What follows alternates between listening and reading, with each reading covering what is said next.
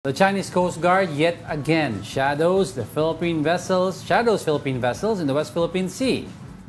Ray Powell, a former U.S. Air Force official, revealed this on social media. He says a Chinese vessel blocked the path for BRP H. Ventura and BRP Gabriela Silang towards Bajo de Masinloc on Sunday. Powell noted that the Philippine vessels paused for approximately 8 hours before resuming their journey. The BRP H. Ventura, escorted by BRP Gabriela Silang, was set to conduct a hydrographic survey. It aims to map underwater features crucial for maritime navigation.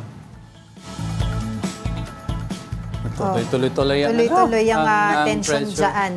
Kaya nga, we want to see ano yung kalalabasan nitong recent summit ng Japan, US, and the Philippines, if there will be certain improvements sa capabilities ng Navy or Coast Guard natin, which will greatly help us in patrolling the West Philippine Sea, of course, and protecting our areas. No, can you imagine 48 hours daw na nahinto yung ating ship doon, no, na habang binuntutan ng Chinese Coast Guard. So, yan nga, kaya talagang umiinit tumitindi talaga yung usapin dito, lalo na dun sa sinasabi na secret agreement na ngayon na hindi na secret.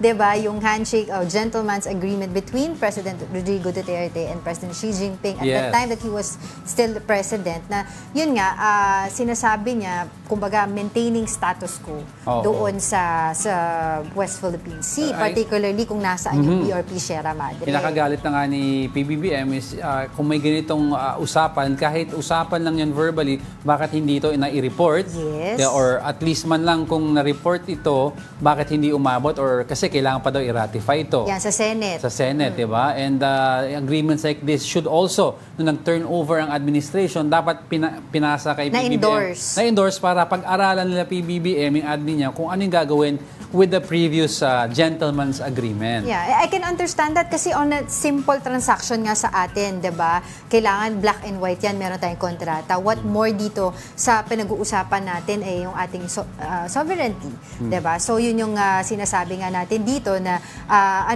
yung kumbaga yung agreement na sinasabi ni former President Rodrigo Duterte ay maintaining the status quo in West Philippine Sea, particularly kung nasaan yung BRP Sierra Madre.